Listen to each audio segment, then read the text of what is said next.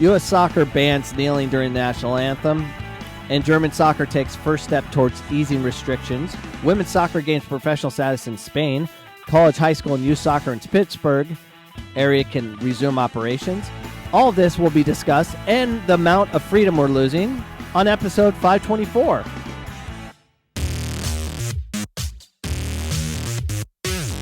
First up, we have U.S. Soccer lifts ban on kneeling during the national anthem. The U.S. Soccer Federation has repealed the league's 3-year-old ban on kneeling during the national anthem. This national-wide protest against police brutality and racism injustice sparked by the killing of George Floyd. It has become clear that the policy was wrong and detracted from the important message of Black Lives Matter, even though Megan Rapinoe didn't give anyone a heads up, or Colin Kaepernick. They didn't give us heads up. They just did it. They didn't really have a conversation. They just were going to do it, which forced the U.S. National team to change their policy via U.S. Soccer, whatever. The organization, which approved the move in a board of directors vote a day earlier, said it would let the players decide how to use their platform to fight for all racism, discrimination, and equity. Under Policy 604-1, all national team players were ordered to stand respectfully during the playing of the national anthem at any event in which the federation is represented. The board passed this rule in February 2017. And, of course, the fight ensued. Blah, blah, blah, and now we're back to people threw a fit. People were murdered. Riots occurred, and people are scared. And this is the best opportunity to make change is during the craziness. So the world's crazy, so we're going to get the ones that scream the loudest to make change. All right, so changes happen. So now that you can take a knee, we'll see how many people are going to take a knee. And if you, it's going to, you know what's funny? It's going to be the U.S. is the only country will be taking a knee during their national anthem, even though every country in the world has dealt with racism or is continually dealing with racism. There's the human existence is evil. It's bad. Bad things happen. So we can't just keep doing this. Finding a reason to throw a fit, because when you do, people get angry. Our children are watching, and they're going to be angry. And when's it going to stop? When's it going to stop? Someone has to stop. You know, I can't say anything. I have white privilege, so 75% of me has nothing to say. But the 25% of me that doesn't have the privilege has a lot to say. But I'm going to shut it down to 25%. And here you go. That's it. Okay. So that's all I can say, because I don't want to be attacked. I don't want to be destroyed. I don't want Megan Rapinoe. Imagine Megan Rapinoe sending me an email or calling me saying, hey, you need to pipe down or else. I'd be scared. She's powerful. You know why? She has white privilege because she's powerful. I don't know. She is powerful and scary. And she has a lot to say. Voting means nothing anymore. It's whoever is scarier. And she scares me. Like, she could literally end my life. She could get me fired. She could do so many. If she made one phone call to my boss or to our president, I'd be fired. If she didn't like me, I'd be done. You imagine? I'm all like doing my podcast, and my views keep getting higher and higher and higher, and I'm like, what if I went from micro famous to kind of famous? What if I was getting more hits? I could get canceled because of this white person behind me taking a knee that has white privilege can end my life because she can scream the loudest and she can cause problems. And she's worth millions. She's worth millions because of her outrage. She's funded by the outrage. And when you give people a lot of money and a platform for being woke, they become very rich, and then they come and tell the little man like me, I will beat you down if you don't bow down. Isn't that a little bit scary? Vote. There's no voting anymore. There's no vote. It's whoever is most angry gets what they want. So Megan Rapinoe and the woke want the U.S. soccer to apologize, and this is their apology. We apologize to our players, especially our black players, staff, fans, and all who support eradicating racism. Sports are a powerful platform for good, and we have not used our platform effectively as we should have. Is that good enough? So I don't know if it's good enough, because Megan and the woke, the cancel culture, they're going to find another reason to throw a fit. So what's their next thing? I mean, and I get it. I know who I am. I fight. I'm argumentative. That's just kind of who I am. I'm recognizing it. I'm argumentative to a fault. And I've been wrong so many times. At least I can recognize I'm wrong a lot. So I have to process. My brain works differently than a lot of others.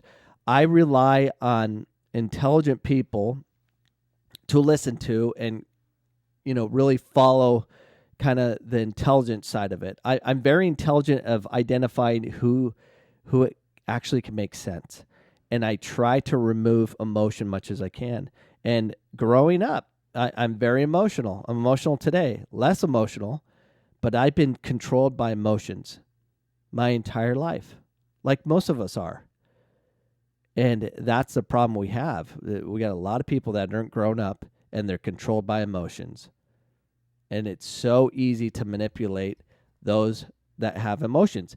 I don't want to be controlled by emotion, so I recognize it at all times. I do not want to be controlled by emotion, and so many of us are. And it's okay if you are. Get out of it. Not telling you what to believe politically or anything like that. I'm just trying to figure out this freaking crazy life we're in. I've been Republican. I've been Democrat. Now I'm I'm a libertarian, because I don't trust anyone. I want to figure things out, but I don't need some Megan Rapinoe-like person to freaking end my life because she's famous and has money and has a platform. I have a small platform, but I can be canceled. And I know this. It's crazy. It's crazy how scary this world is. Anyways, the Associated Press reports German soccer takes first steps towards easing restrictions. After nearly a month of play, the coronavirus pandemic, German soccer is ready to relax some of its strictest hygiene measures. As of Friday, substitutes and coaching staff will no longer need to wear masks in the Bundesliga, while the number of media permitted to the games are doubled from 13 to 26. So now coaches don't have to wear a mask and pull it down to scream instructions and then put it back on. And we are creating the appearance of safety. So for all those that are scared, we are trying to make you less scared. Isn't that what we're doing right now? We're just creating the appearance of we're being safe. And no one's following these measures, by the way. It's not happening. So for all you crybabies out there, what are your protocols? You better do this. You got to protect my safety. What's wrong with you? Nothing's being followed. Nothing. These coaches with the mask putting it down. They go in the locker room. They get together because there's no cameras in there, and they're hugging, they're in a huddle and all this stuff, and they're talking without the mask, and they come out where the cameras are, and they create the illusion that we're being safe. Do you not realize that? No, we just have to do what these jack-offs are making us do. And I get coronavirus is real. We should have social distancing. We should avoid going out if we're sick. If you're sick and you have to go out, you wear a mask. I'm not going to wear one because I'm not going to get you sick. It's not my fault that my immunity is extremely strong. Why? Because I fast a lot. I take cold showers. That increases your immunity because I produce legal adrenaline, illegal steroids. I am careful what I eat. I don't smoke. I have the ability to take on disease and reject it because my immunity is strong. There's an immunity, people. Eat healthy. Stop smoking. Stop doing stupid things. Because if you do, bad things can happen. And if my immunity gets compromised and I get sick, that's on me. And I will deal with it, but I will never, ever tell you what to do. Ever. Never. Like if I don't want you in my house, you won't be in my house. I mean, you have the ability to protect yourself. You don't have to force everyone to put this facade on that we are safe. No one's following these guidelines. No one. Some. Life is normal other than we're shutting down the economy. So stupid. We are stupid. And guess what? I will be destroyed for my opinion. Can I have an opinion? Am I not allowed to? Or will I be canceled by the cancel culture? Which I might. So be it. Whatever. That would suck, though, because I'm actually a good human being. I actually help save people and save lives because I am loving, I am caring. But I understand I can be canceled for having an opinion. Isn't that crazy? So the Bundesliga is moving on, and hopefully they can keep phasing in and move on to crowds. I am hopeful. All right. So women's soccer gains professional status in Spain.